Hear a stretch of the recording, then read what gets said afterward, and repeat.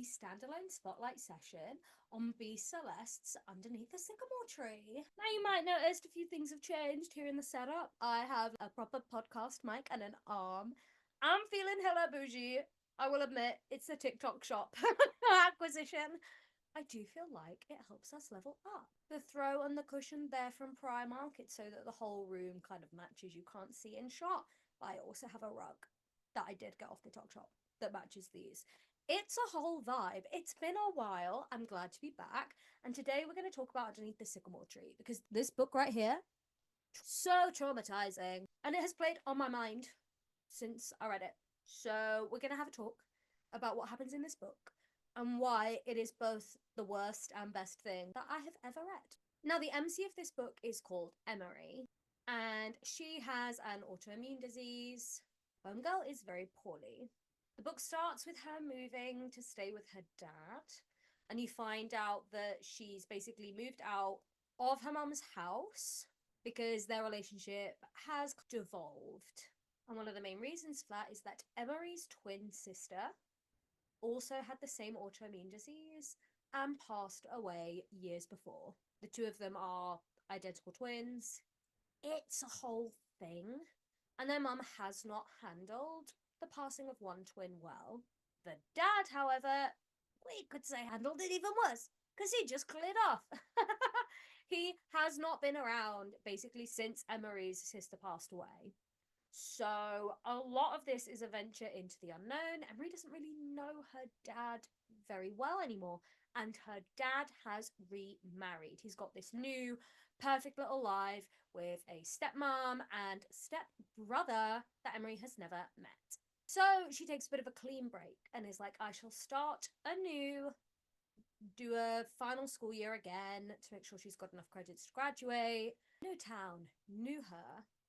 However, what she's not expecting is her new stepbrother, Caden, isn't really a massive fan, both of Emery's dad, but also having a new housemate just come in, and he's expected to treat her as a sibling, even though they've never met before, literally ever.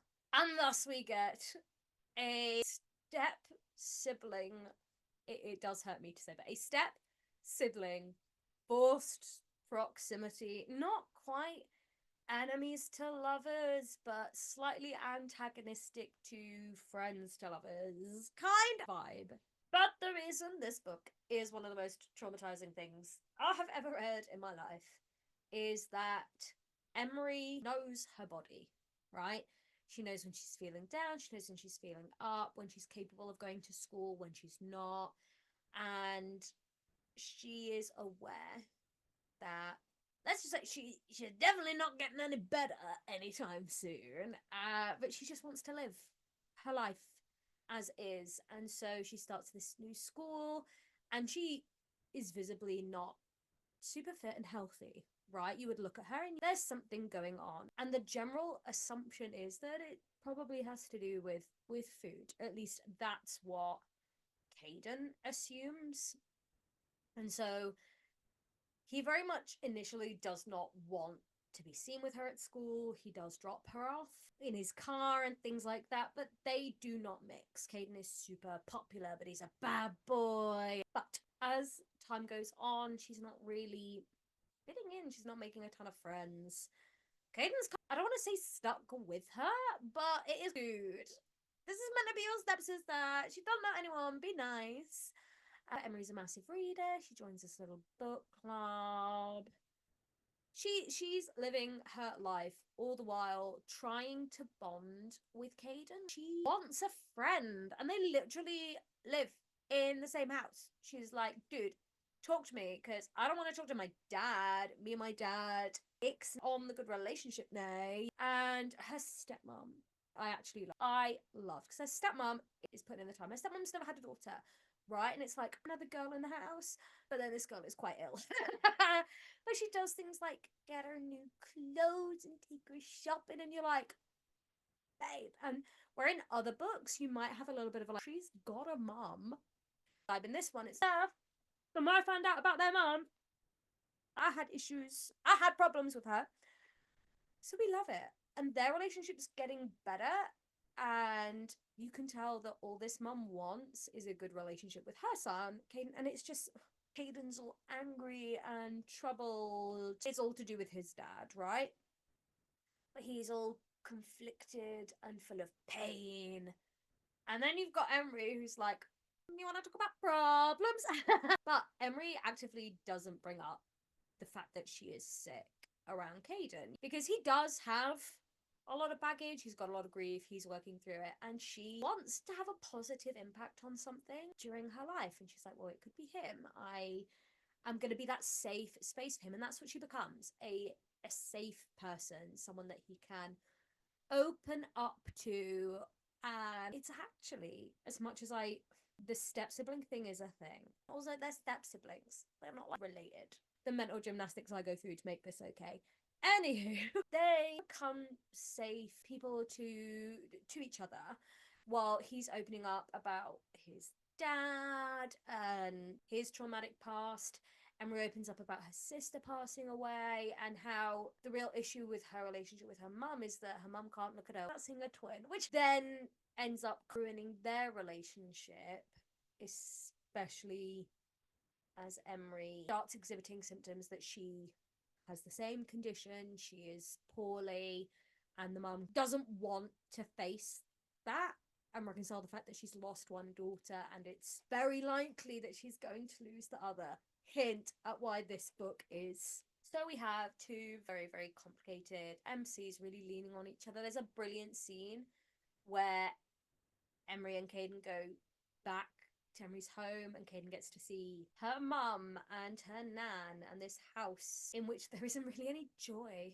Up until Emery has left, there hasn't been a lot of living going on, and he comes to realize that's why she's moved. She wants to be free, not to forget her sister, because she's thinking about her sister all the time.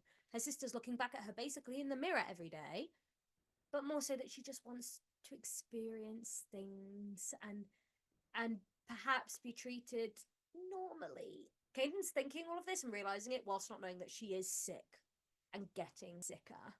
Her hair's falling out. He thinks it just all has to do with her perhaps being anorexic, but no. Obviously, the stepmom and dad know, and Caden does not know that Emery is sick. And so it becomes a romance very much in the, you want to experience stuff, I can help you experience stuff. Wait, the romance in this is lovely, but in the back of your head you're like, girl, is your business, but this is definitely gonna blow up, because he obviously does not know that she's not well.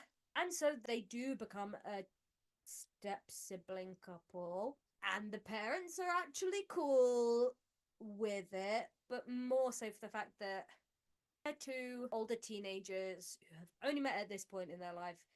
They're very much not, they're step siblings, but they haven't been. They're just two adult teenagers living in the same house. Oh, no.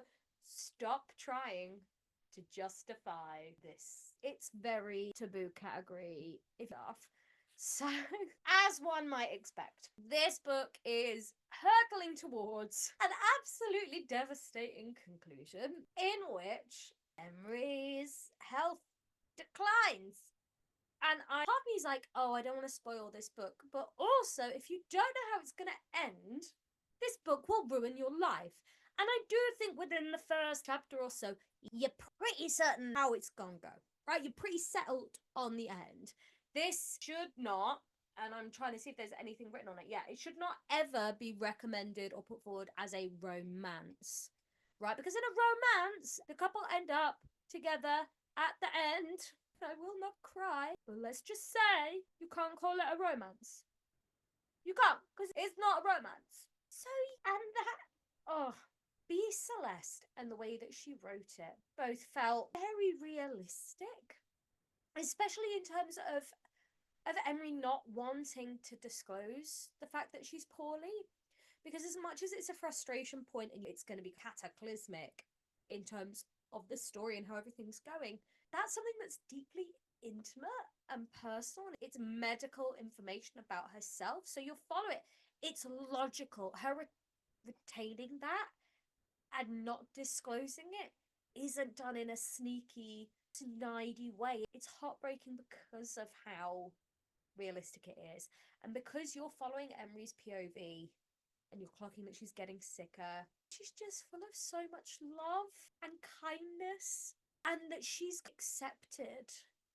Not that she's not fighting, and that she's just there saying, I want to live. I've got a clock, it's ticking down, and I want to live while I can. And I want to love him while I can, and I want to help him get through his past and his trauma to the point where he's capable of having relationships with people and loving them. And I want him and his mum to reconcile and have a good relationship, because he's not going to have me to be his safe person in the future. And for that, the best way to describe it is romantic. This is a tragic romantic novel because it's so full of love, but also this sense of being in the moment, but also detached from it, which is very much how Emery's living her life. She's seeing all these people, knowing that they're going to exist after her. And I'll admit, I'd read A Thousand Boy Kisses by Tilly Cole, bringing it up in tandem with this, because if you've read that book, I have to tell you, this wrecked me more. I had been told it was going to make me cry. Like, the KJ Books TikTok influencer quote on the back is, this book destroyed me, and I didn't take that super seriously, and I'd heard people say it was sad. I cried so hard I nearly threw up at the end of this. And it isn't for Emery. You're not crying for her as much as you are, oh, they're not going to get to be together. You're crying for Caden because you followed her perspective, and you do love him. Complex, grumpy, down in the dumps, but actually a good guy, Caden. And he finds her and he opens himself up, and then he has to lose her. Oh, and it's brilliant. It's beautiful.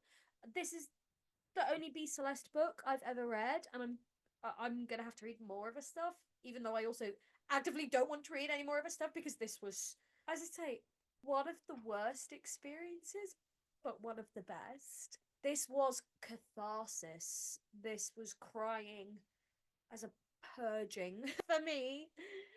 I love reading books that make me feel, and more often than not, I'm going to choose books that make me feel happy, because I need that. But this just let me wash away, and I cry. And the denouement of this actually ends in a little death. For those of you who don't know, the end of any book, the technical name for it is a denouement, the little death. And that's how you feel quite often when you finish a book. You're like, oh, no more, it's over, it's gone. But when a book ends the way that this does, you go denouement. So yes, if you want a good cry, if you want to have a good grizzle, you want to just and sob and feel cleansed and ready for your next book, my God, this is gonna get ya. This is gonna make you feel all the feels. So yes, I'm gonna recommend it 1,000 times over. This is brilliant. When people ask me, oh, for a book, can you recommend a book that's gonna make me cry? This is gonna be my go-to from now on. Romantic and somehow grand and sweeping, yet very small and intimate. When I've described the story, not a ton of big stuff happens, but that's because it's so character focused. Brilliant and moving. Hence why it was deserving of a little spotlight discussion. A truly brilliant standalone novel that I thoroughly recommend you grab if you can. It's a 10 out of 10 from me. 5 stars, 1,000 tears. But there you have it. The first standalone spotlight with this new mic, etc. set up. So let me know what you think of that. And if you've read Underneath the Sycamore Tree, do you feel the same way I did? Or are you going to now after watching this? Please do let me know. And if you haven't yet, please like this video, leave a comment or two. Most importantly, subscribe to my channel, please. It's teeny tiny at the minute. It would be great to have more of you. You also can't monetize an account like this until you've got 4,000 subscribers, so please help. There you go. That's my plug. Like this video, comment on it, subscribe to my channel, and read this book, please. And have a lovely day. Thank you so much for watching. Goodbye for now.